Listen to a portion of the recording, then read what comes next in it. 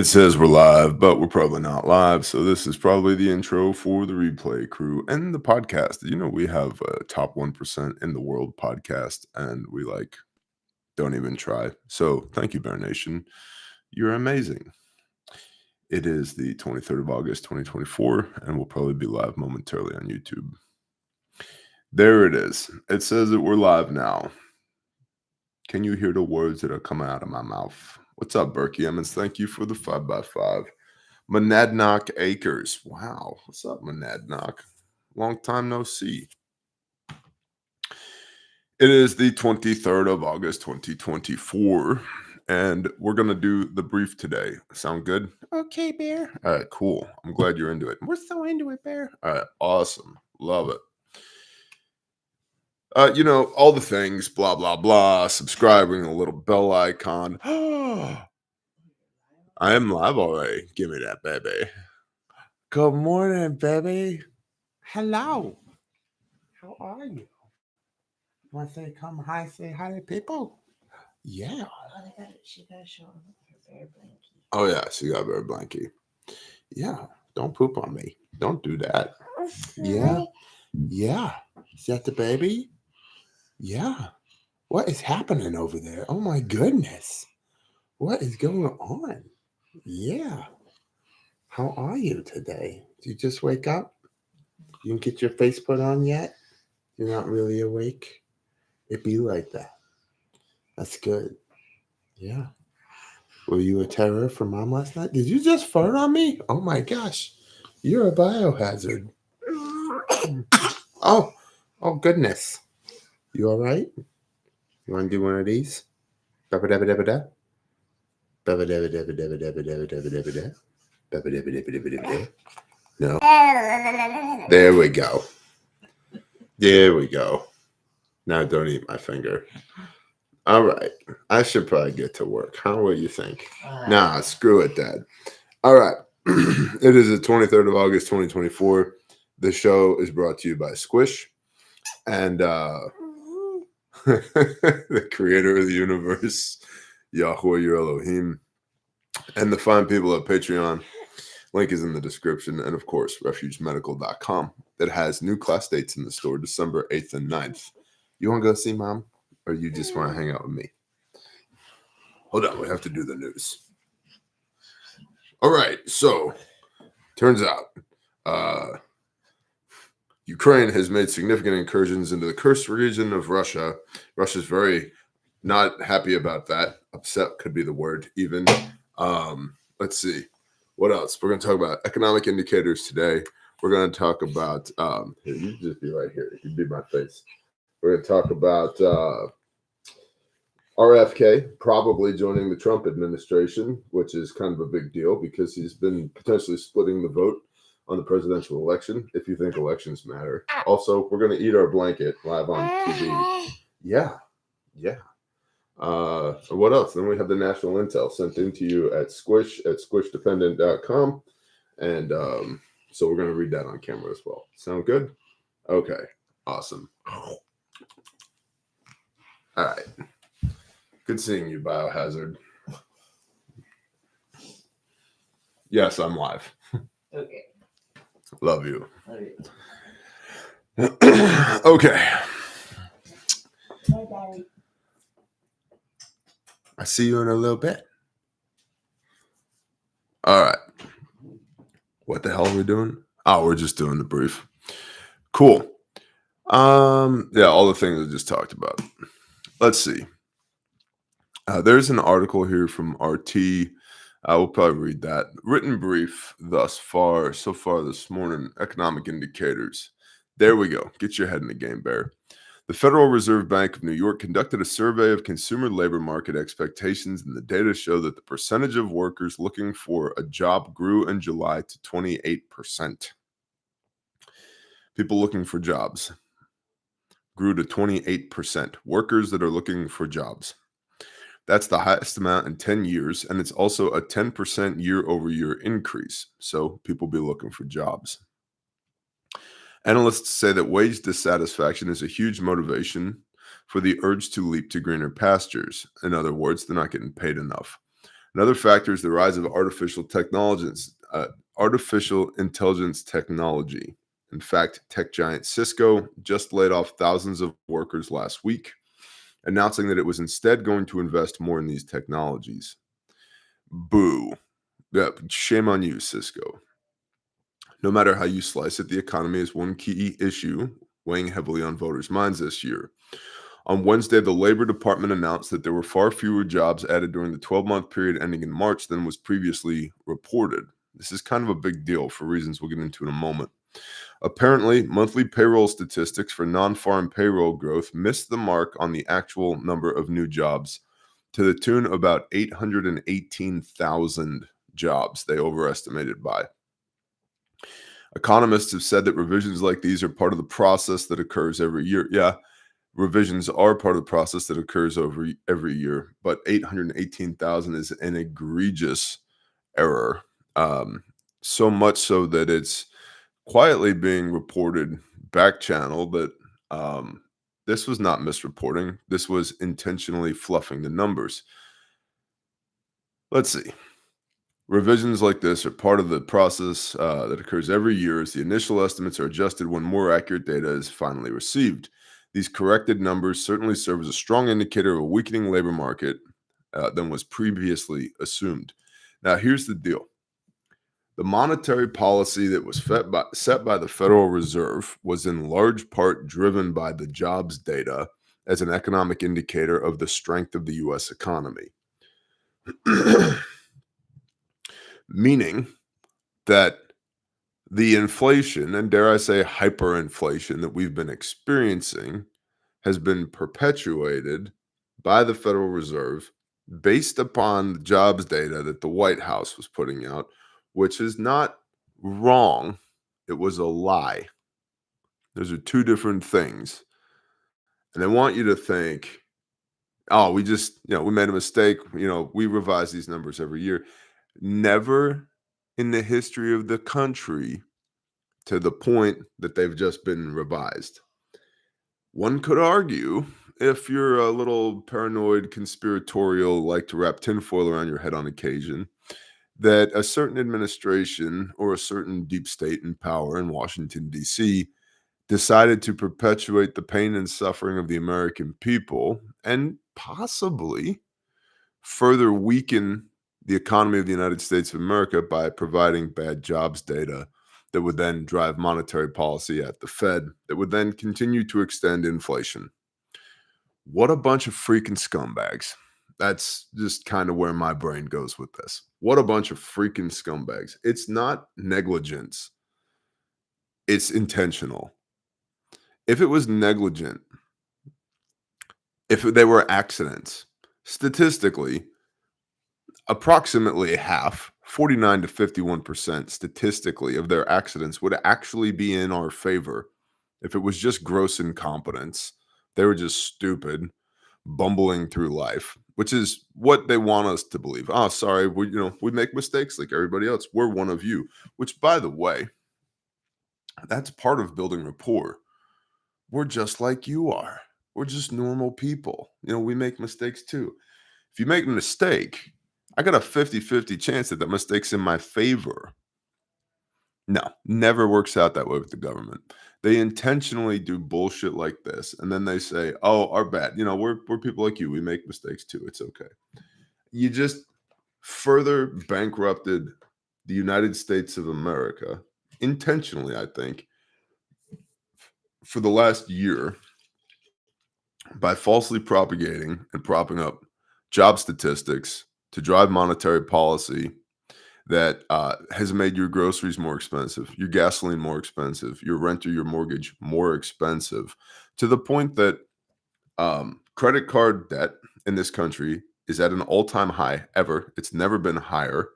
The average person has less than $400 in the bank account, and people that earn good money are living paycheck to paycheck. And it's not necessarily quality of life type of things. It's like, well, yeah, if you got a Toyota instead of a BMW, your monthly payments would be lower. It's like, no, they're making all the moves that they can make, and they're still barely getting by. So Screw this administration. A bunch of freaking communist liars. Now, the communist liars have some things to say as well. First to Trump. Trump has been quick to take advantage of the situation on Truth Social. He wrote, "Massive scandal. The Harris-Biden administration has been caught fraudulently notice he put Harris-Biden administration, not the Biden-Harris administration, has been caught fraudulently manipulating job statistics to hide the true extent of the economic ruin they have inflicted upon America." He claimed that the Biden administration, all caps, padded the numbers with non-existent jobs and that it isn't really a revision, it's a total lie. Camel Toe's campaign has mentioned that these revisions are par for the course, and that such a revision during Trump's 2019 administration amounted to a change of 500,000 jobs. Over 4 years, dumbass. Over 4 years, not 818,000 in. By the way, those numbers are not to date. That 818,000, that's not to August 2024. I believe it's to March 2024. It's like a 9-month period. Another thing that they're not talking about, the illegal immigrants that are coming into this country. The economy, in order to be able to support the illegal immigrants that have come in, just for the illegal immigrants, has to add approximately 200,000 additional jobs each and every month just to keep up with the cost of bringing in more and more illegal immigrants. That's not happening. Don't know if you noticed. And I have myriad issues with illegal immigration. This is one of them. There are so many people in this country who are hurting right now. And I am not saying that the government's job is to take care of anybody. I don't believe the government's job is to take care of anybody. I believe the government's job is to stay the hell away from us. Leave us alone. Go fight and win the nation's wars. Do that.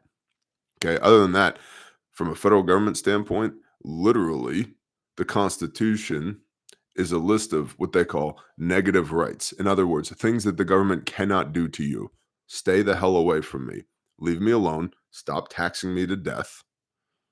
Right? Like just Social Security, which will be bankrupt by the time I can even draw from it.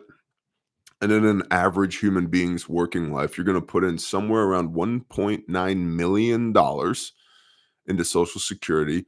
That if you'd put that in a standard retirement plan or some standard securities, just on the increase, just on the return, you'd have about $95,000 a year in income. But instead, you give at the end of a gun, right, at the threat of force, you give $1.9 million in your working lifetime to Social Security. And as a return on that, you're going to get about, on average, 12 years at $37,000 a year. That's extortion. Leave people alone so that we're doing so well that we can help whoever the hell we want to, so that we don't have a homeless veterans crisis, so that we don't have intensely bad health care in a lot of places, so that we can afford our own housing. I will pave my own roads. You know how I know? I already do. That's how. The Bear Camp construction crew is better than the county road crew. It's not hyperbole. This is a fact. Why they even keep coming out here, I have no idea. Because I actually tell them to leave when they do. Hey, we'll get that. We got it. Thanks. Leave us alone. And if you just left people alone, dangerous freedom instead of comfortable slavery, you just let people alone, these problems would get handled. We don't need massive federal social programs. We need to be good neighbors, but we need to be equipped and empowered to be good neighbors. We have to have the revenue. And they don't want you to do righteousness, which is why they take your ability to do righteousness away from you. They pull the coins out of your purse so that you don't have the ability to be a good neighbor. You're dependent upon them instead of dependent upon God, because they want to be God. For everybody who's not tracking, they want you to fall down and worship at the feet of the almighty government, not the almighty.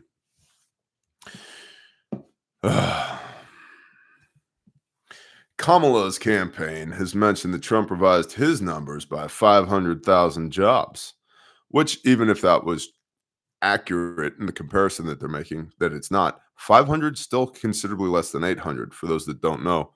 It's about 62.5%. The chair of the White House Council of Economic Advisors, Jared Bernstein, wrote on X, quote, important, neither the preliminary nor final revision directly affects estimates of job growth in recent months. Yeah, because it doesn't incorporate any job numbers for the recent months. Important to keep in mind when assessing today's labor market, end quote. While this is making some ripples in the political pond, what it means for the average American is this. Jeffrey Roach, LPL Financial's chief economist, said, quote, the labor market appears weaker than originally reported. No shit, Jeffrey. A deteriorating labor market will allow the Fed to highlight both sides of the dual mandate, and investors should expect the Fed to prepare markets for a cut at the September meeting, end quote. This September, Federal Reserve officials are expected to approve the first interest rate cut in 4 years, which would pave the way for easier monetary policy, which is the crux of my earlier argument. This administration intentionally padded the numbers to make the economy look good because they didn't want to be unpopular with their voter base. They gaslighted everybody on planet Earth, saying that, no, it's not the economy that's bad, it's you that's bad. You might not be able to afford your bills, but your neighbors are doing fine. You're the problem.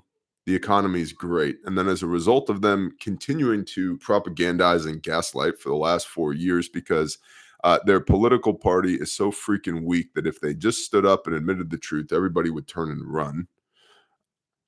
The Fed kept interest rates high, which reduced the velocity of the dollar. Everything slowed in an air quote recovery after an air quote global pandemic. This was just one more shot in the face of the American economy. And it, like, at this point, we're just trying to figure out how many rounds can we eat before we actually die. It's ridiculous.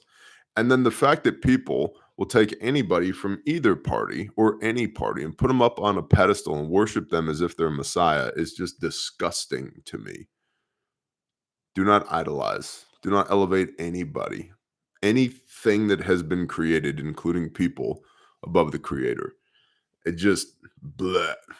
Sorry, it pisses me off a little bit. It makes me want to puke in my mouth. Okay? All right.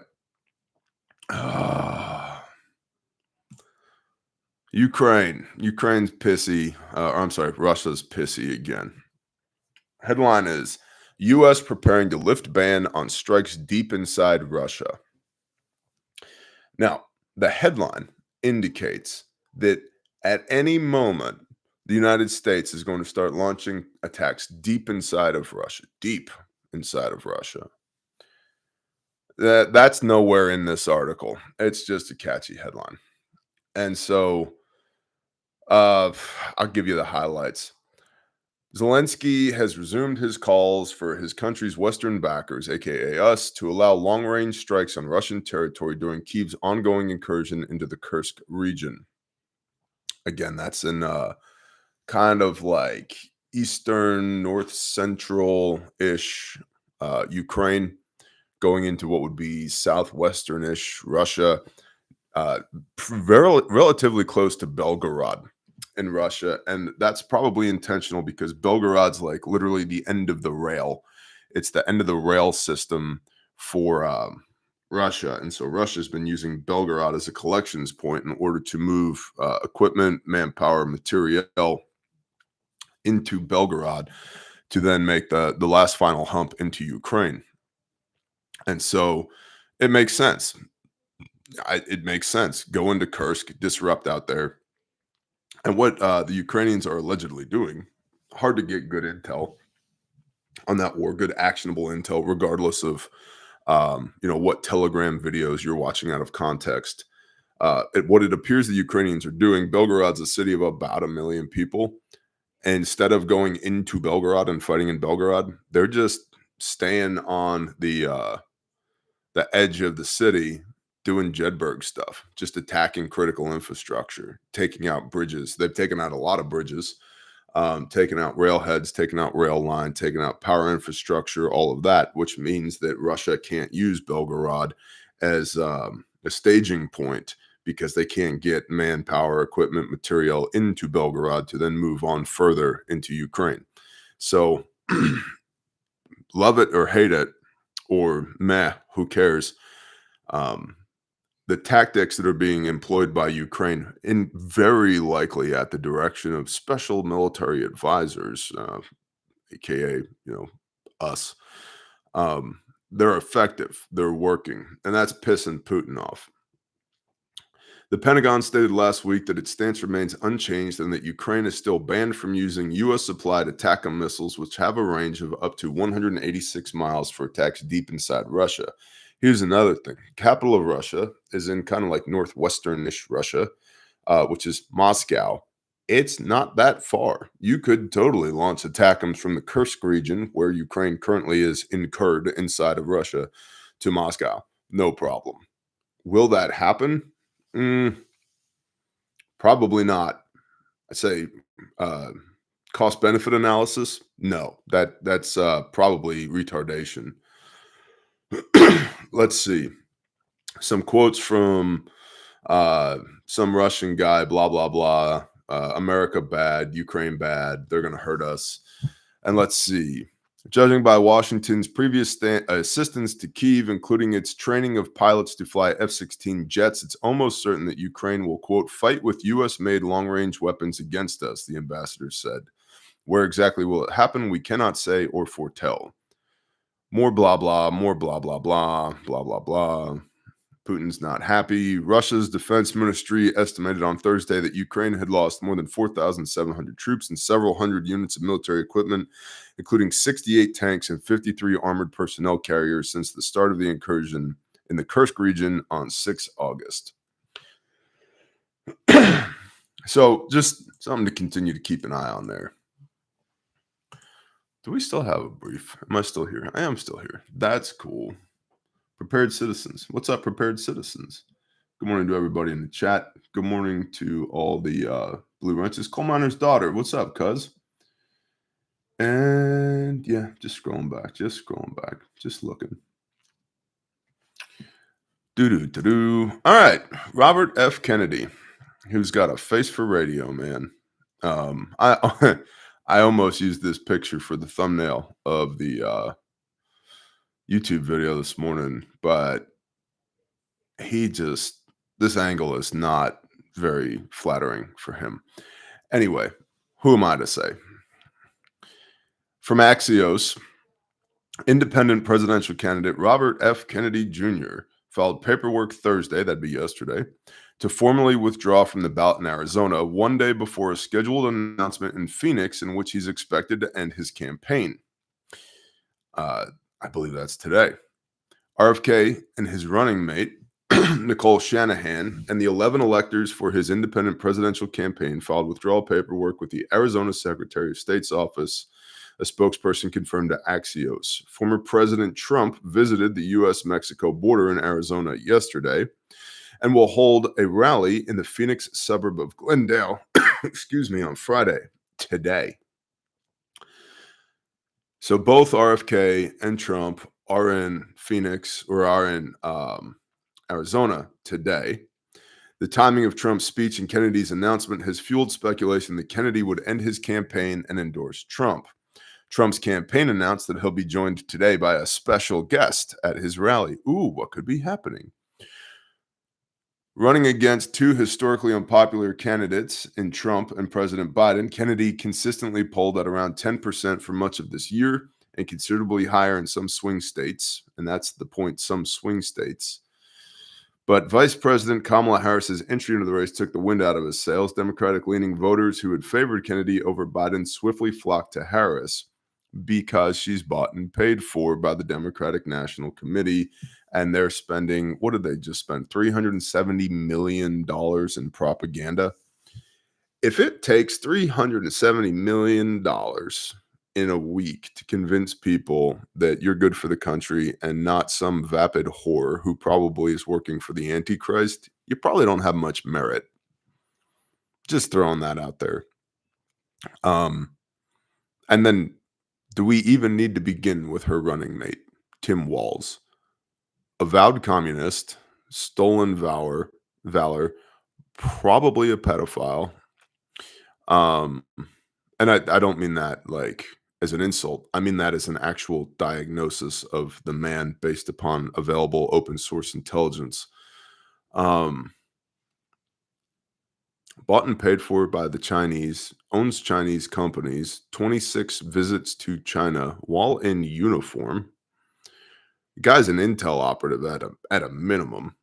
Um, yeah, yeah. Megan said, literal pedo. Gross. I see you comfortably numb. I see you.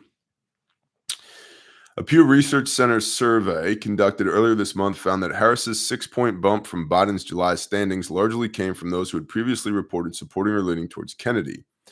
Kennedy exiting the race would almost certainly help Trump, who tends to perform worse in polls when third-party candidates are included. Trump told CNN earlier this week he would probably give RFK a role in his administration if Kennedy quit the 2024 race and endorsed a Republican nominee. Let's see. In a third phone call yesterday night, Trump said he and Kennedy had a great relationship and I respect him and he respects me. Former president noted that they both happened to be in Arizona on Friday, but added that both would be in quite different parts of the state. It's possible we will be meeting tomorrow and we'll be discussing it, he said. So we'll see.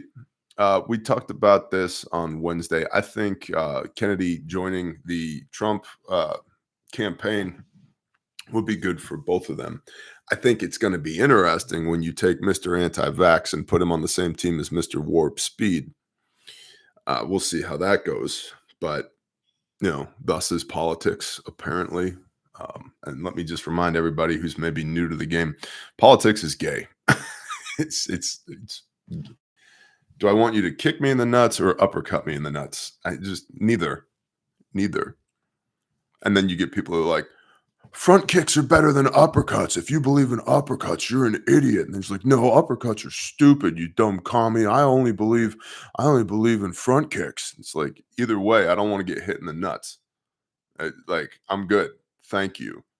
And then you're going to hit me in the nuts while you're telling me it's good for me and it's my responsibility to get either uppercutted or front kicked in the nuts because it's part of a social contract that nobody signed that doesn't exist. In order for me to be a good American and pour into the federal government so that the government can take care of my neighbor instead of me. The government can take care of me instead of me. No, that's just all retarded. That's just like one of the dumbest things I've ever heard. Abuse me and tell me it's good for me. Yeah, that's manipulation. Cluster B personality complex. I got a buddy who's had me doing a lot of research on that. You should research it. Cluster B personality complex. Shall we do the national news? What do you guys think? We want to read the national news. Team Crunchy. What's up, J Flow? Good for you. Thank you, sir. May I have another? Exactly. Vape King wants us to do the national news. That's good. So does JC. The one toe cutter says, please do it. I feel like I can defend from the kick better than the uppercut. Well, yeah, Rick, I feel that. But either way, I don't want to get hit in the nuts. And this is why we have the Second Amendment. We're going to punch you in the nuts for your own good. No, I'm going to shoot you in the face. You can't do that. Those are weapons of war. They will be if you keep trying to punch me in the nuts. I'll tell you that. I love the fact that they're like these weapons of war. Dude, FAFO. They're not currently, but they will be. Because the vast majority of AR-15s are 2-pin receivers, not 3-pin. No, it's not a weapon of war. You're a moron. But mess around long enough, keep trying to punch me in the nuts for my own good, and then we're going to find out exactly what a weapon of war is, aren't we? Is NWA Prepper here? Shalom, bro. Hey, it's Lamppost. What's up, Lamppost? All right, we'll do the national intel. Ba-da-ba-da. Ba-da-ba-da-da-da. All right. These are all quotes. I'm not going to say quote over and over again. These were sent into you, or sent into me to read to you. Intel at bearindependent.com is the email address where these things go. Okay. Okay, Bear. All right, cool. Let's see. Great Falls, Montana. So, growing up in Great Falls, it houses Maelstrom Air Force Base and MANG, or MANG, you're used to amazing displays of missile convoys with helicopter overflight and C 130s running at 300 foot over the Missouri River, elk herd scouting, inside baseball doing training. Great Falls always has tons of military, Boeing flights for new airplanes, DHS helicopters, and F 16s, F 15 missions throughout the year. Prior to C 130 mission around 2013, I believe. You know by the sound of aircraft missions and aircraft directions and flight patterns. The last year, especially, pattern recognition. I've seen Chinooks flying towards the border, north. Normally you see, but rarely and always heading south towards Butte. Blackhawks now, military, not DHS, even A1 Abrams on lowboys rolling through town. Not normal at all, even being used to military fed activity, always growing up. There's a lot of different military activity, aircraft, flight patterns that is not normal, even for a two-base military city that's used to it, with jet engines waking you up at 6 a.m. on guard drill weekends. Today, about a week ago, we've had 6 aircraft group of F-22s flying in pattern and not landing at GFT, which is used a lot by Boeing and government because of training for crosswinds. I've never seen ever F-22s here in airspace around Great Falls and not running touch and go patterns. Sometimes you get the refuelers movement, but this is out of the ordinary. You always said pass on info, no matter how small, could be a piece of significance. Cool and nuts to see F-22s flying in, but highly out of ordinary for community use to different aircraft in our airspace. Thank you for the intel. Let's maybe a little bit more English next time if possible, like sentences, please. It's just easier to read, but I do appreciate the intel. Next, here we go. Date 15 August 24. So this would have been 8 days ago. Time 11:10 hours. Location Lexington, Virginia. It is not unusual to see U.S. air power conducting maneuvers in my area of Appalachistan, F-16s, Blackhawks, CH-53s, etc. Today, I observed 2 A-10s flying over the town of Lexington at what I estimated at 100 feet. They were using evasive maneuvers, and I could see the pilots each time they banked my way. I did not observe ordnance on the wings. Again, not unusual to see in the mountain areas where I live in the country, but over the town was quite odd. Frequency has ramped up these type of military air power maneuvers. I'm a former Marine grunt machine gunner, 0331. Good job. And I also did time in the U.S. Air Force as a cop. I only say that as to provide bona fides of what I know from my military time. To fly that low over a town is not the usual. I'm not afraid or paranoid as whatever comes. I believe we rural folks who prep and tribe up are expecting the worst. World War III, Civil War, sleeper cell activations, etc. But don't really worry about it. It's all Yahweh's will. I thought I'd share for national intel. Thank you. I don't know. What's up, Biffer? Thanks for the $20, homie. Biffer, are you on Patreon? I appreciate the super chats, but Patreon's $10 a month. So just cost benefit analysis. I do appreciate the super chat, very much so. But Patreon is $10 for a month's worth of content. It's like 30 cents a day. Yes, I'm on Patreon. Okay, Biffer. I thought you were. All right, cool. You're good then. Thank you. Thanks for the tip.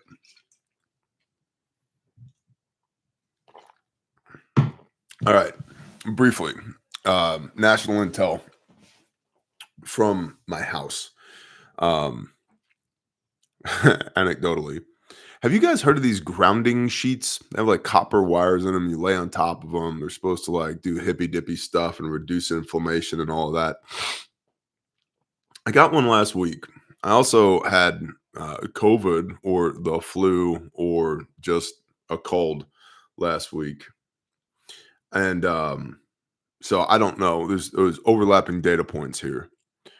But we put this thing on our bed end of last week. So I guess we've been using it for about a week now.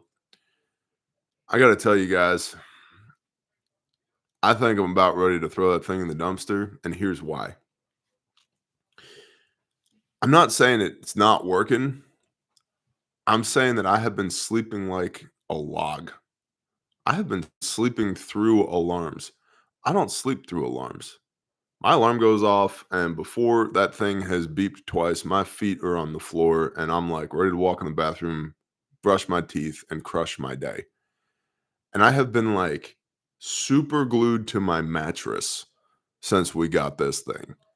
And I don't know if I've just got the long COVID, if I'm still in the process of recovering.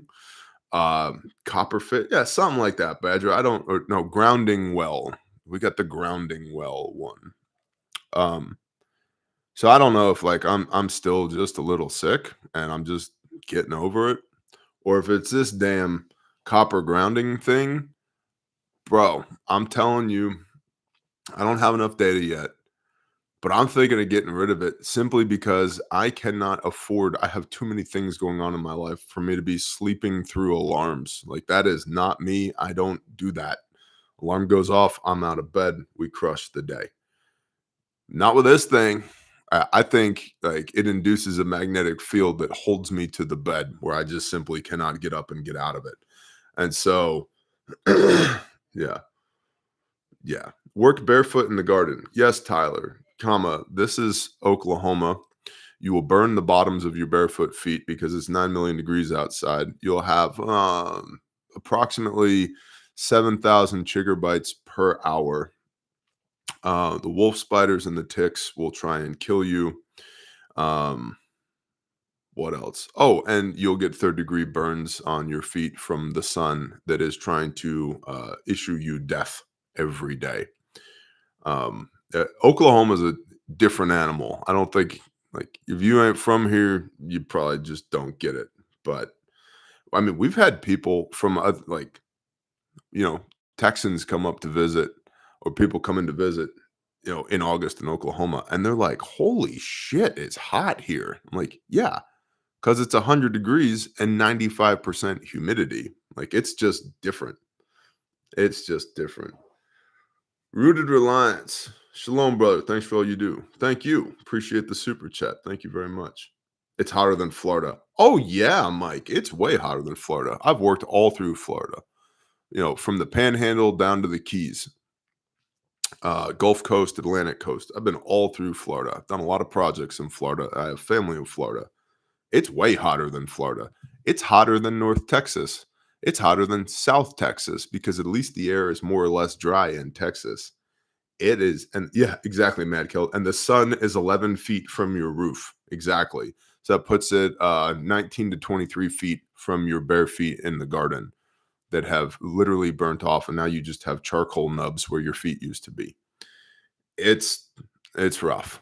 So anyway, this grounding sheet, a little national intel from me. Still accumulating a data set, but I'll tell you what, I think something's up. I cannot get my ass out of bed since we got that thing. And that is not a common trait for me. I do not have a pattern of life like that. So, just letting y'all know. Sunspots are off the chart, right? That is how it is in St. Louis, right next to the Mississippi. Yeah, so I've been to STL as well on several occasions, and it gets hot there, but doesn't get as hot as it gets here. Use the sheets for a Faraday. Yeah, maybe. I think, all right, we're here. I think Faradays are, from a preparedness standpoint, way too prioritized. Way too prioritized. Do you have food? No, but I have a Faraday cage with my radios in it. Okay, well, you need to shut the hell up and get your priorities straight. Like, there's way too many people that over prioritize saving their electrical devices, and they've got 2 months worth of food put back. That's cute. That's cute.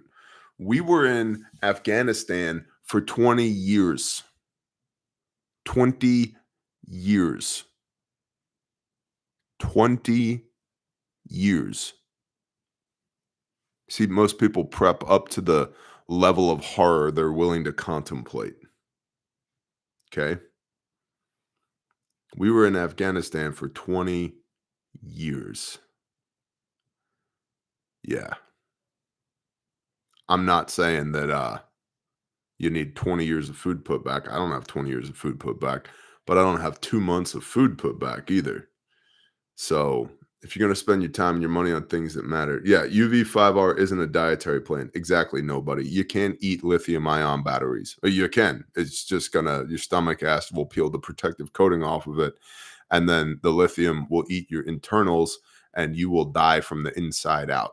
It will literally rot your guts and you will die.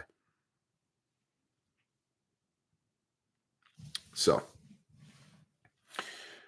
do. Can't eat ammo either. I agree. I agree with that, Matt. I have a significant amount of ammunition, but that's because I've been prepping for 2 decades.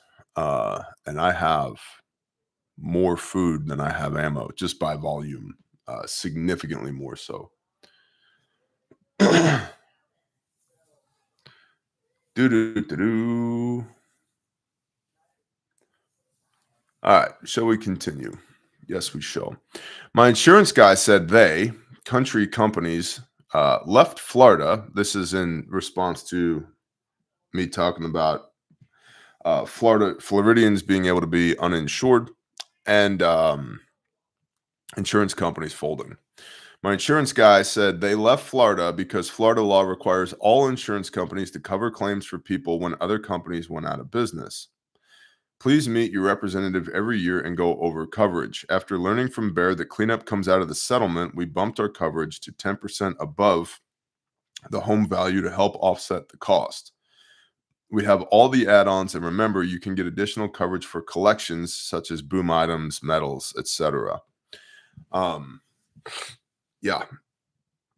I would also add that if you've got the scratch, if you can afford it in your policy, insure for 10% above the replacement cost, not the value of the home. Because every day replacement cost goes up and up and up because inflation, 2x4s cost, more this year than they did last year, et cetera, et cetera. Boo, boo, boo, boo, boo. All right. Sorry, got distracted by the chat. Next, I work in the medical field, and we've had a significant increase in COVID cases in the last 2 to 3 weeks. On 15 August, I received a call from a number that showed up as the Center for Disease Control on the caller ID. That's fun. When I answered, I was surprised to get a response from a real human and not a robot. The purpose of the call was to survey the COVID vaccination status of all members of my household. I declined to participate in the survey. A reverse lookup of the number took me directly to the CDC website explaining the survey. I'm unsure if this is anything new, but I felt it was report worthy. Yeah, that's interesting. Also, the CDC can all the way F off. 07:45 Eastern next. While driving the New York State Thruway, been there, witnessed an aerial Reaper type drone, all gray, no armament, flying in line with traffic, low enough to easily read the markings. For context, this part of Western New York is home to the 1077th Mobile Air Wing in NF. I can't remember what in Newfoundland. I don't remember NF from Western New York. I don't know. Still ominous. This is one of many that have been sighted over our suburban areas these past few months. So we're getting a lot of reports of increased aerial activity from the military and agencies. State police aircraft. That's interesting. I sent you messages from the Virgin Islands in the past regarding the local utilities' lack of emergency supplies. The island is now in the third day of no power and spotty or damaged water services. Luckily, many homes have large cisterns. Ours is well over 20,000 gallons. The Water and Power Authority are saying that the power problem is due to the downed power poles. Yep. These poles have been replaced over the past 7 years by FEMA and the local government. These new poles are supposedly rated for 200-mile-an-hour winds. We had 60 to 70-mile-an-hour wind gusts. All right, so let's talk about poles real quick before I continue there. The average lifespan of a utility pole in the United States of America exceeds 50 years. I'm sorry. The average current life of a power pole exceeds 50 years. Um, the growers of ponderosa pine and other species that are used specifically to make utility poles have informed the National Power Authority they would have to increase production by something like 300%, which is not possible because they don't have the trees to do it with in order to adequately replace all of the poles that need to come out of service. So, again, degradation of the American infrastructure. So, you have a lot of old poles, and you have a lot of poles that may be new, but have been sitting in a yard for a decade or a couple of decades. Um, Also, poles that can withstand 200-mile-an-hour winds. Those are typically going to be what are called metal monopoles. Wooden poles aren't going to withstand that. Um, and metal poles and 200-mile-an-hour winds still probably not. Probably not. In Idabel, Oklahoma, when we were down there, that was an EF4. It's classified as an EF4 so that FEMA could pay EF4 stuff, not an EF5, because at an EF5, like all bets are off. The government's on the hook for everything, even though it was very clearly an EF5. And I think they clocked winds off of that storm topped out at 192 miles an hour. So just shy of 200 miles an hour. There was a 1 mile wide swath of highline that was taken out, and highline, big high tension power lines, transmission lines. The structures were gone. They weren't like twisted piles of metal. They were just gone. The storm ripped the metal from the concrete foundations, picked it up, and deposited it somewhere. I'm sorry, this was Rolling Fork, Mississippi, not Idabel. Deposited it somewhere. Yeah, and then Okie, that's a good point. Poles can withstand the wind, they can't withstand the stuff in the wind. Yeah. So that mile of highline was just gone. And highline infrastructure is built out, it's significantly more robust than distribution infrastructure, which is the wooden poles in your neighborhood. Highline is a lot of concrete, a lot of structural steel, a lot of metal, it's a lot. It's very robust. I've built it, a lot of it. And it was gone. And that was the first storm I had seen the aftermath of where it was just gone. It wasn't folded over, it wasn't piles of twisted metal. It just ceased to exist. It wasn't there anymore. And that was at 192 miles an hour. I don't know of anything that's withstanding 200 miles an hour. So you might have got some bad intel there. Poles snapping at 70 miles an hour. Yeah, that's entirely reasonable because if they're older poles, even if they're new to you poles, that doesn't mean that they're new. And as a general rule, if you go and look, a lot of these power companies that are replacing poles right now, the darker the pole, the newer it is because it's still impregnated with creosote. It's fresh. And then as they sit out in the sun and they get rained on, they get lighter and lighter and lighter in color. And so,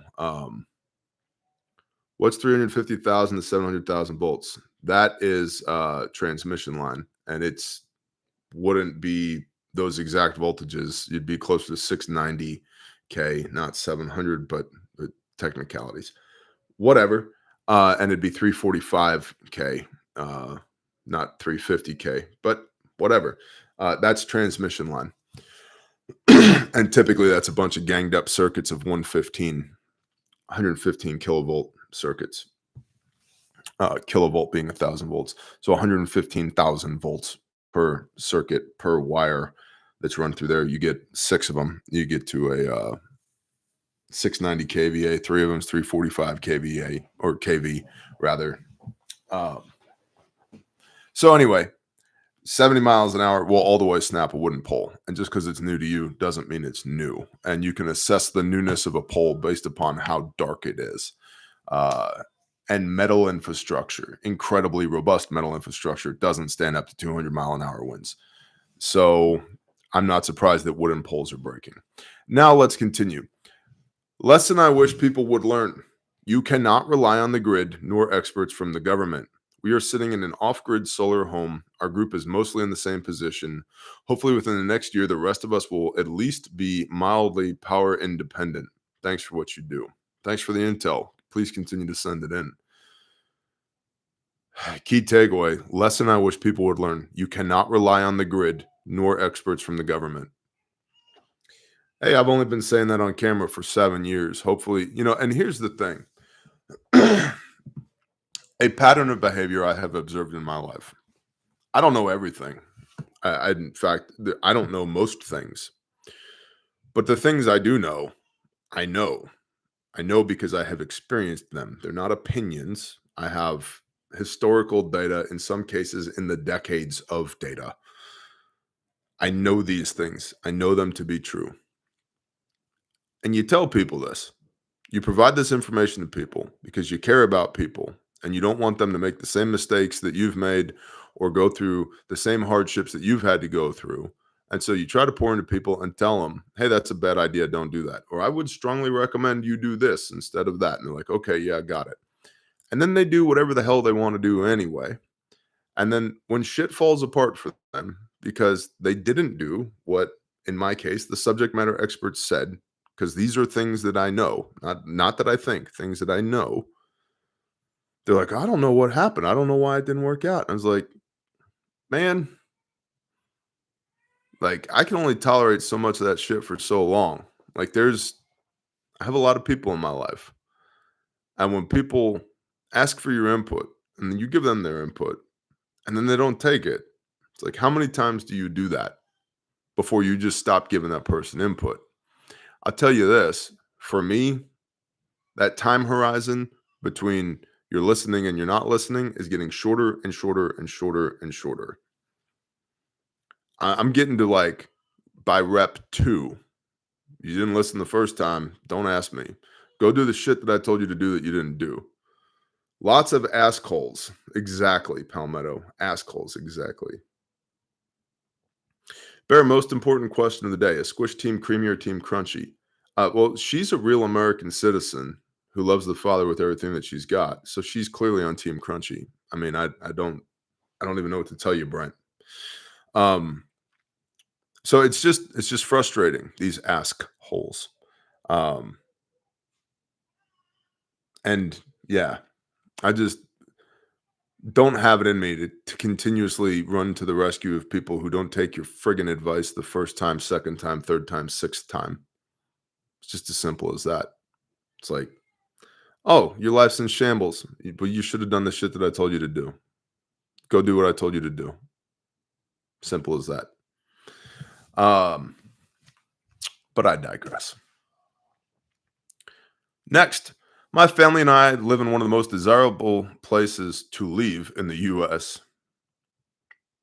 My family and I live in one of the most desirable places to leave in the U.S. We are working on strategically relocating within the next 6 months if it's the will of the Father. In any case, there are 2 quick intel items I thought I would share with the Bear Nation. 1, Cook County has sent cards in the mail reminding voters that the presidential election is November 5th. What interested me about this is they're also informing people that they can apply permanently to be placed on a vote-by-mail status. This may be good for some, but it is just one of the tricks used in this county to induce greater ability to influence elections. 2, our local Menards is now allowing employees to carry tasers. Employees must be certified through a training course to carry them. Once certified, they're able to openly carry them on store property in a retention holster. To me, this is both an indicator of the current condition of risk in working retail and also a good sign that an organization and some employees are taking a more proactive approach to security. Thank you for all you and your teams are doing to create and foster good in the world, and God bless all in the Bear Nation. Be prepared to go do good in the name of the Father. Amen. That is the national intel. What's up, Liberty? Shaloha. Tactically Toro. What are you implying, T? Team Creamy, bro. I don't know, Tato. I think you need to man up and eat some real peanut butter. That's what I'm implying. That's what I'm saying. That's what I'm saying. I'll say it to your face the next time I see you too, bro. Because I love you and I want you to do well and eat man peanut butter. That's what I'm saying. Oh, Team Ghost is on Team Crunchy.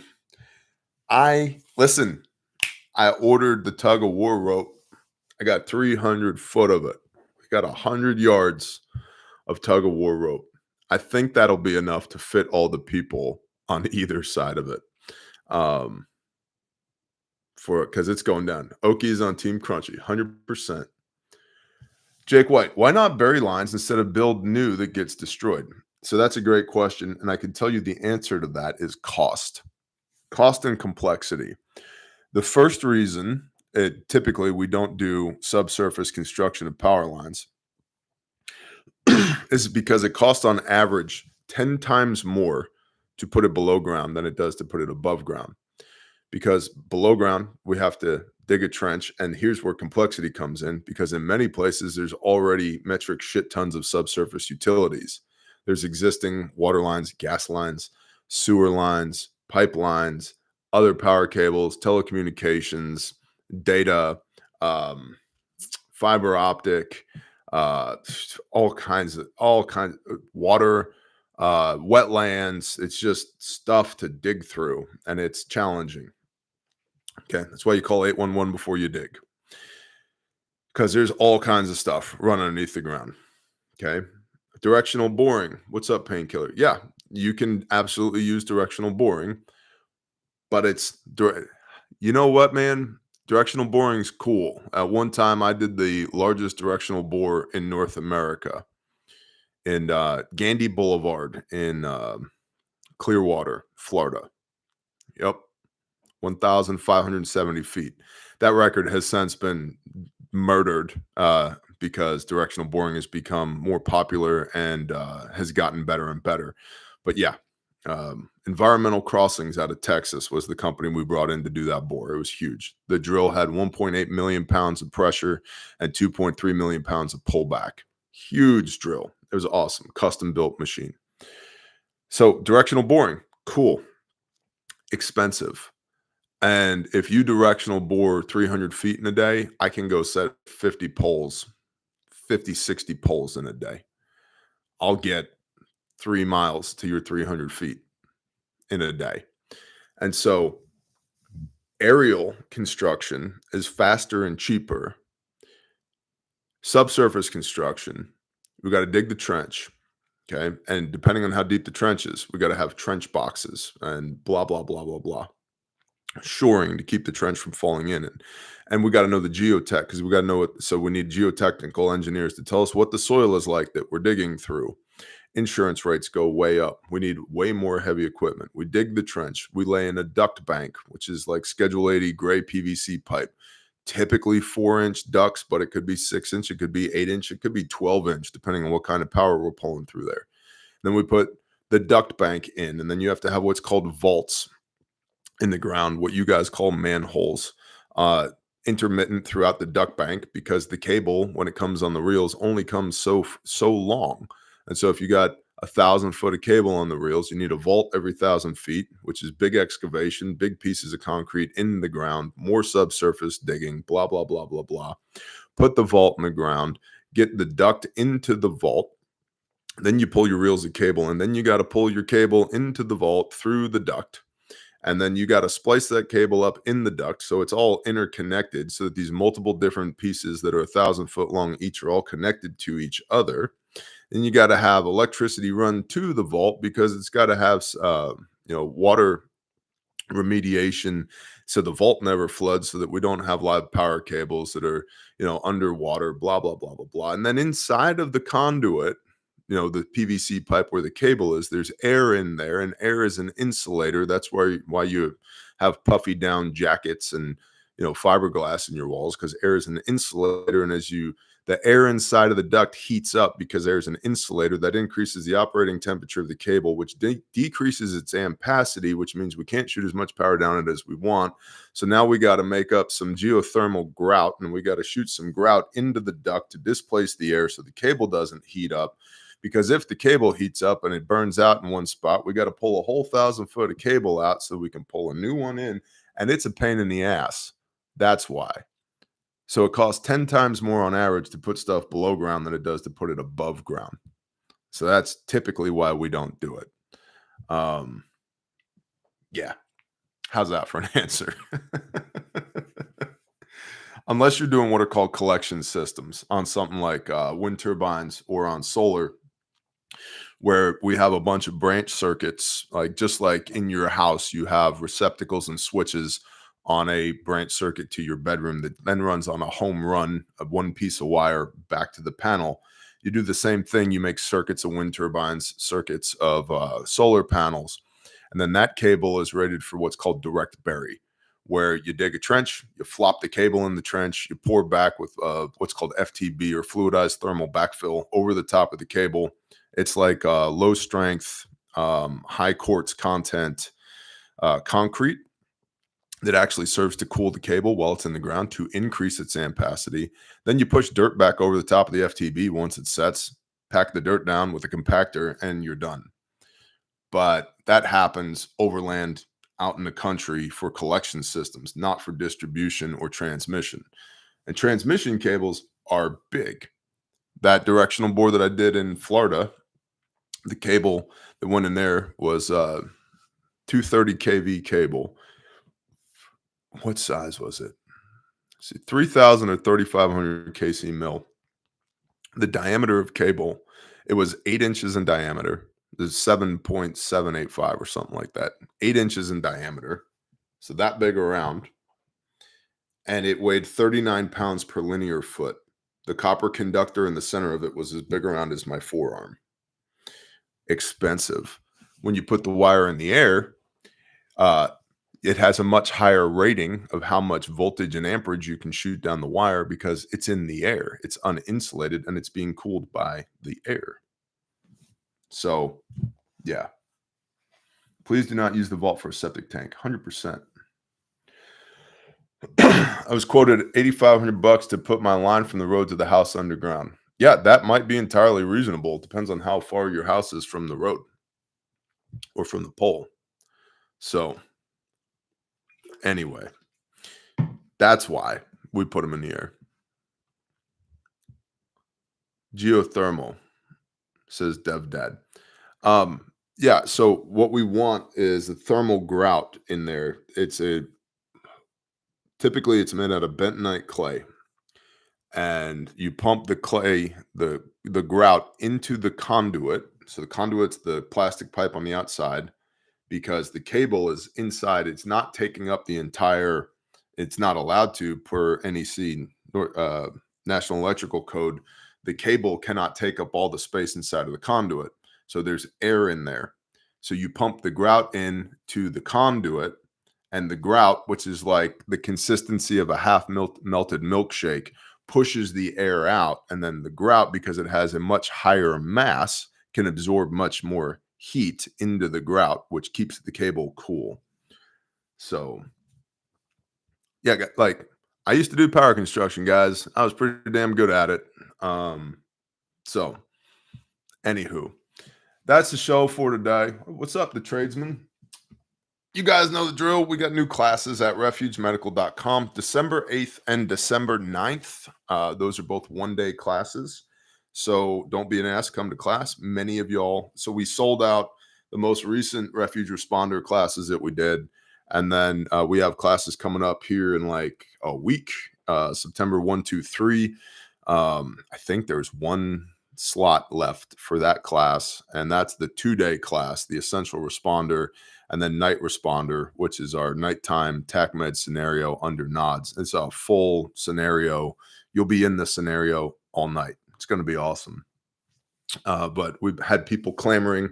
We had like several dozen people on the wait list for classes. And so December 8th and December 9th, 2024 in Spiro, Oklahoma, we have more classes up. So don't be an ass. Come to class. Learn how to use your kit. In fact, I was looking at the here, I'll grab this link and put it in the chat. I was just looking at this earlier on the website to confirm the dates, and I was looking at spam in the chat. That's the link to class right there.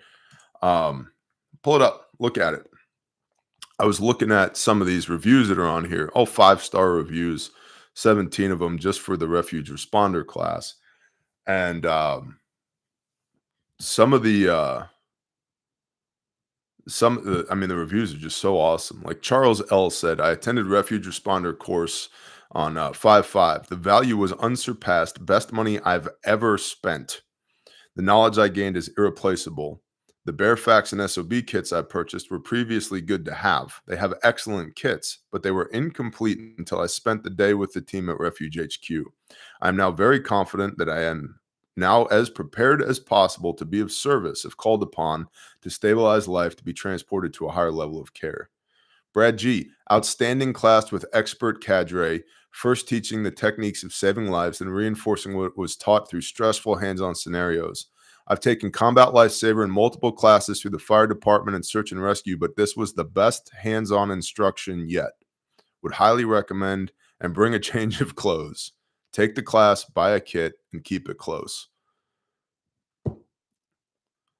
Zach B, excellent class. This will be the most challenging and fun responder class you've had. All of the cadre were dedicated to making sure we came away with an entirely new perspective and knowledge base when performing these skill sets. And on and on and on. Rhonda, by far the best experience. Not only did the course teach us what to do in a critical situation, the scenarios brought to light the areas of weakness that we never would have thought about. TJ says you don't know what you don't know, and that came to light for us and made us aware of what we need to focus on in our continued training at home. Class is banging. Come to class. How is refuge responder different than essential responder? Essential responder is a 2-day class. Okay, so in the morning, essential responder is not currently, like I said, we got one slot I think left for that in a week. And so morning of day one, we do our 4 to 5 hour. If you've been to class, we do our 4 to 5 hour classroom lecture, hands-on reps and sets, tourniquets, wound packing, chest seals, nasos, etc. The morning of or the afternoon of day one, we begin scenario-based training. And so the responder class, refuge responder, is the 1-day class that's like the day one of the 2-day class. So you've got some force on force. You'll be given a blue gun. You'll be put into a situation where you're going to have to use it. I'm not going to tell you what the scenarios are. We're going to make you work a car wreck. Though there will be men with rifles at some point. Yeah, that's day one. So reps and sets lecture, and then applied learning through stress-inducing scenario-based training. Day two of the essential responder is your whole class. You're running individual and team scenarios the entire rest of the day with blue guns. I mean, there's an entire block of instruction on patrolling, react to contact, break contact. I mean, what we're doing here in a week. It's like, yeah, but who are you to teach patrolling? I'm not teaching patrolling. Pastor Joe Fox, Viking Preparedness, United States Army Special Forces 20-year veteran, is teaching patrolling at that class.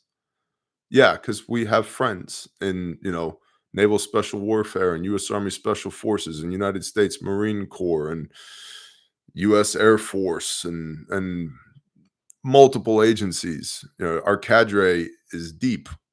So day two, you're going to learn patrolling, react to contact, break contact, and then make you do that in a scenario with a Casevac.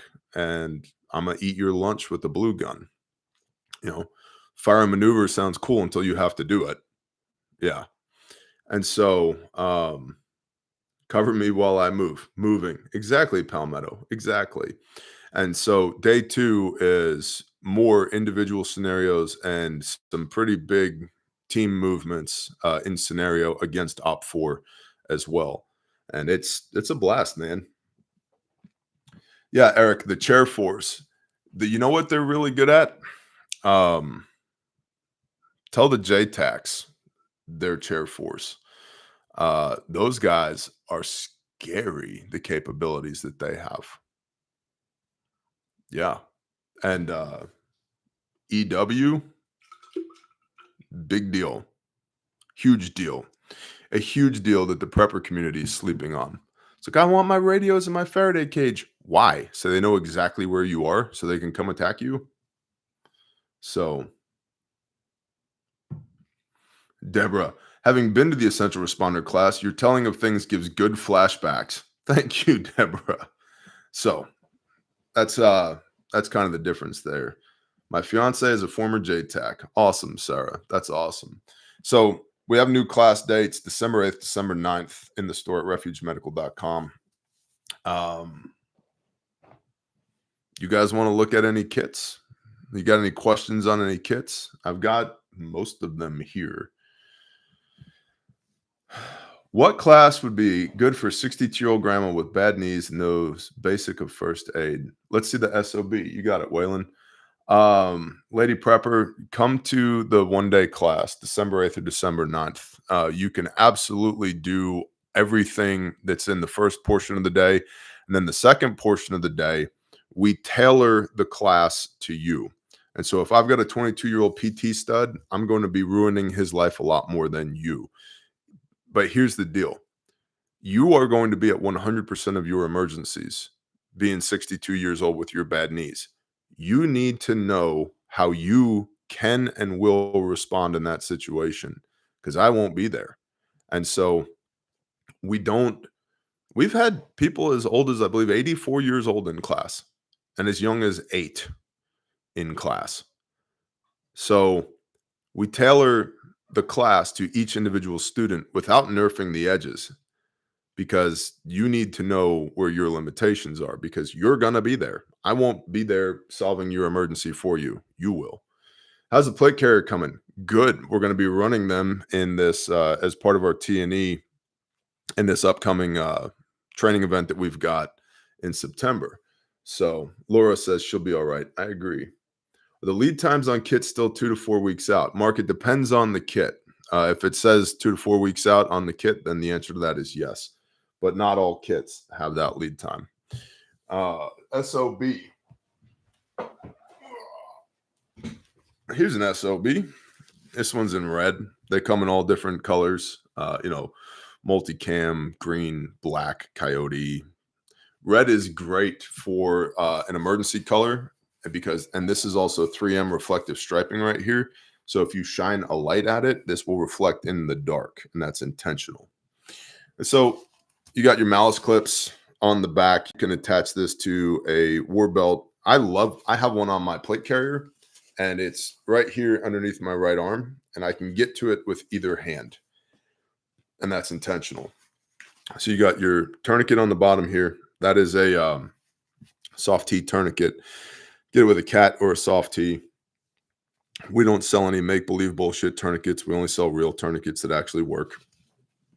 And then the way this works is this is mounted to your kit, plate carrier, chest rig, war belt, headrest, whatever. Here's your mounting points on the back. Pop this open, grab the red handle per usual, pull out.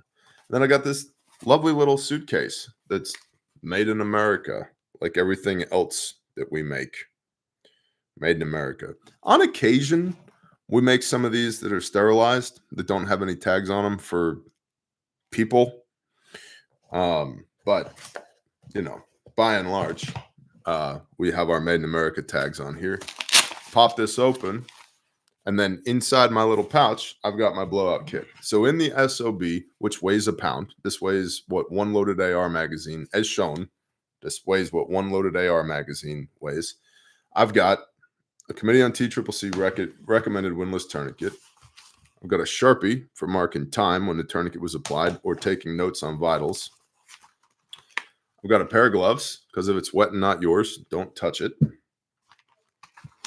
I've got compressed gauze for wound packing. I've got 3 BZK wipes right here, disinfectant wipes. Got combat gauze. Real combat gauze, not some Chinese knockoff fake hemostatic. Oh, where did it go? Terrible. I've been playing with this. I just got to show. And look at the size difference. Okay.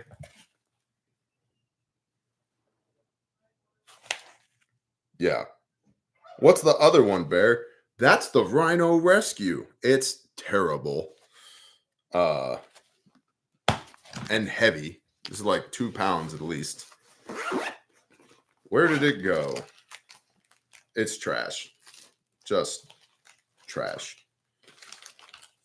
Not organized. There it is. This is their fake wannabe Rhino Rescue soluble hemostatic gauze. Okay.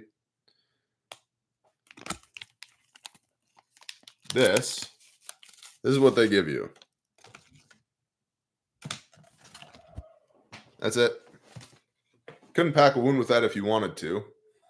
Also, I've had my hands on a lot of hemostatic gauze. Doesn't feel like there's a damn thing in this. What it feels like is nylon that you would use for a pair of women's pantyhose. That's it. And look how frigging thin this is. If you've been to class, right, you know what 6-ply gauze feels like. Like, you can see through this shit. This is trash. This is make-believe trash is what this is. You can't even feel, see, the way the hemostatic is manufactured is it's impregnated with a kaolin clay, and it has kind of a dry, greasy feel to it. Not this. Not that at all. This is absolute make-believe bullshit. People will die. If you buy that Chinese shit, people will die. So in the SOB, you have real quick clot combat gauze. The real stuff. Oh, and look, what's that? That's an American flag made in the USA. What else do I have in here? But wait, there's more. Look, a real trauma bandage. This is a 4-inch flat North American Rescue. Nasopharyngeal airway with Surgilube for maintaining a patent airway. Flat duct tape because it rules the world in ever fashionable Coyote Brown. And a pair, 2 Halo chest seals, one vented, one non-vented. For $200, guaranteed forever, made in America. 132 lives saved to date. But will it work? Yeah, 132 lives saved to date. Not this fake Chinese bullshit. Oh, but it's just as good. The just as good crowd, dude. You go on Temu and buy parachutes. I got a Temu parachute for this, this Halo jump that we're going to make. It's just as good. No. See, when you say it that way, you can ascertain immediately, oh, that's bullshit. No, it's not just as good. Well, but Bear, a parachute is a life-saving device. So your first aid kit's not a life-saving device. It's just make-believe. Like, we just don't care. It's not that big of a deal. It's just a first aid kit. Oh, I don't have $200. Get a bleeding prevention kit for $60 from Refuge. That's it. $60. Let me put this back together. There's one other thing I want to show you in this Rhino Rescue Kit, because a picture says 1,000 words. Oh, that's slander. Well, first of all, it's legitimately the Chinese Communist Party. When you check out at their website, it literally throws up like 15 Chinese characteristics. Continue to pay Incorporated. Yeah, I guess. So you're literally funding and arming the enemy every time you buy from them. Which if you're into that, cool. Whatever. I'm not into that. I don't want to put money into the hands of my enemies so that they can more efficiently target and kill me. Money that they're going to use to buy off American politicians and make our sons and daughters bleed to death and die half a world away. Nope. No, I don't want to do that. Where did it go? There it is. It's just chintzy shit. These shears are trash. It's all trash. Even the compressed gauze. Here's a little compressed gauze. It's not as big, and it's not 6-ply. Everything is trash. Look at, this is the ace bandage they send. Look at this. This is the ace bandage they send. You get these two bullshit little clips on it. And even these bullshit metal clips are about half as thick as your standard bullshit little clips. Here's the ace bandage. Look. Can you see me through the ace bandage? It's a single ply, and it look how it's woven. It's trash. It's absolute trash. But they call it a combat bandage, so it must be good to go. Absolute trash. But here's what I really wanted to show you. Their pressure bandage.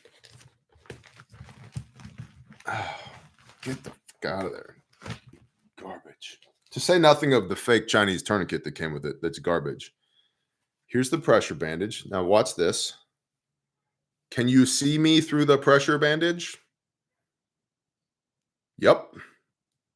Yeah, you can.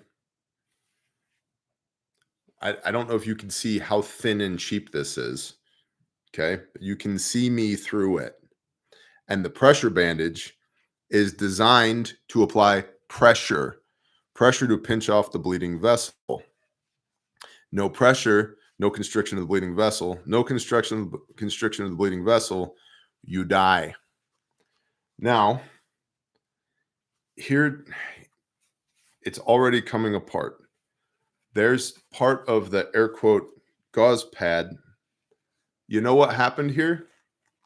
See, can you see this? I stretched this one time. Look at this. Look at this. I stretched this one time to ascertain how stretchy the pressure bandage was.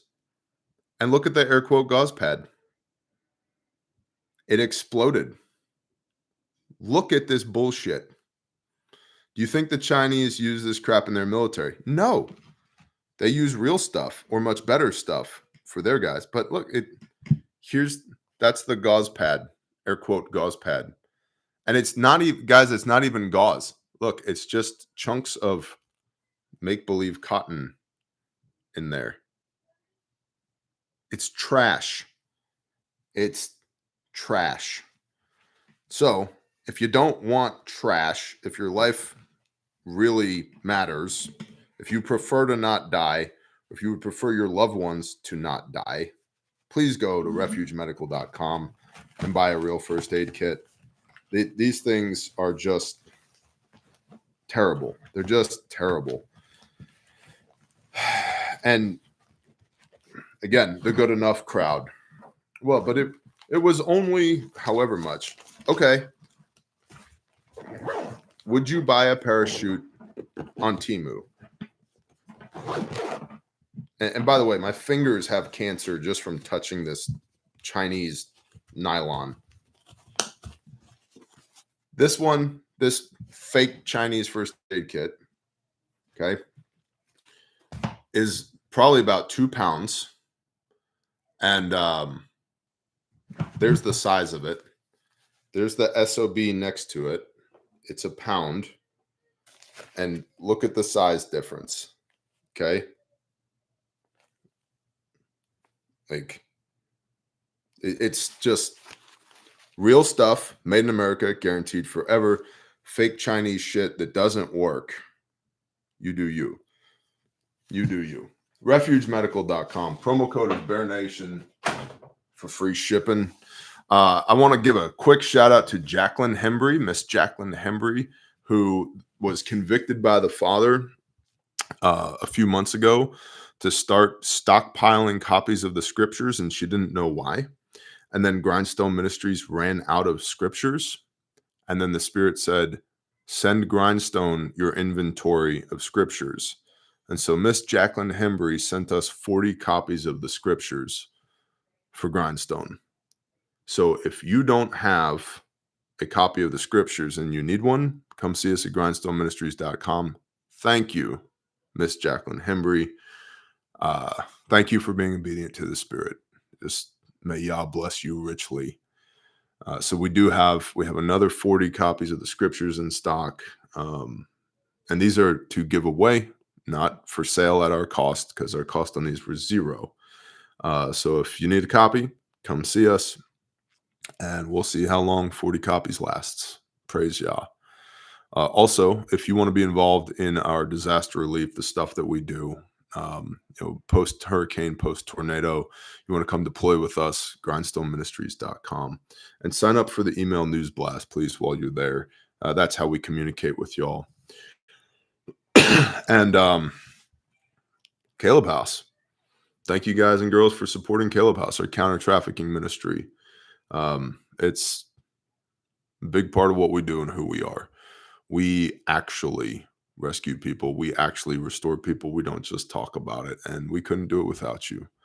And so if that's something you want to plug into, come see us, calebhouse.org, Caleb with a K, calebhouse.org.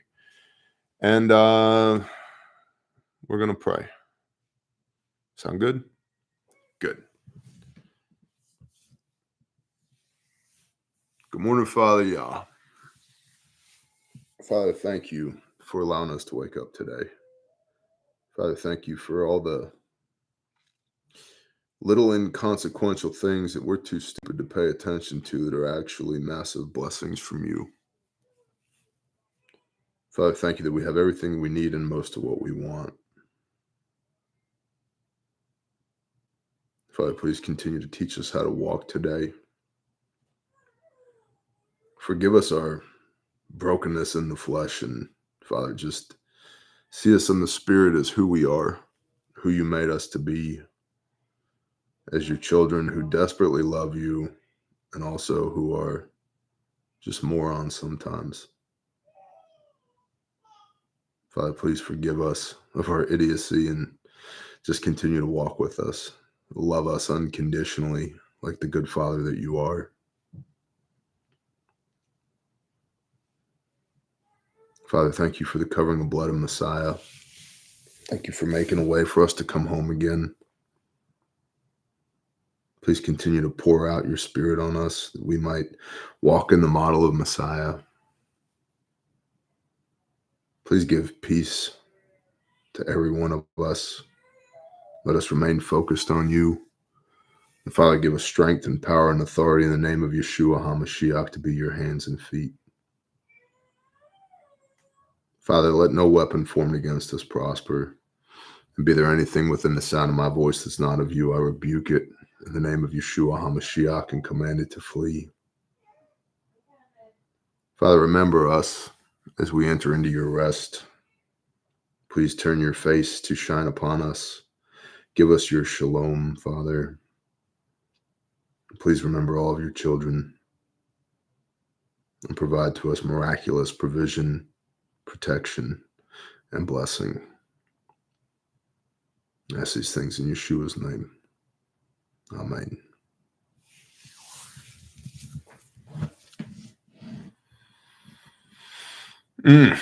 Lamppost said the KH registry has a few more items left.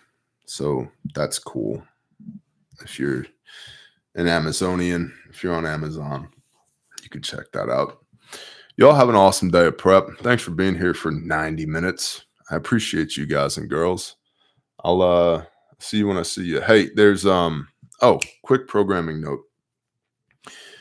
We're gonna be moving the Bible videos to Sunday because the Bear Independent podcast, like full-blown podcast, multi-hours long podcast, is going to start dropping Friday afternoons. So don't freak out. Okay. Bible video is coming. We're working through Amos. That video is recorded and it'll post Sunday morning like we used to do back in the day with Bible videos on Sunday morning. So if you don't see the Bible video this Friday afternoon, that's why. And we're just playing with posting schedule on both the Patreon platform and the YouTube platform. And yeah, I appreciate y'all. Go watch the Bible videos, people. Please, please. I put a lot of time and effort into those. If you've never watched one of mine before, go check it out. That's the really real. That's who I really am. So, y'all have a blessed day. Shalom.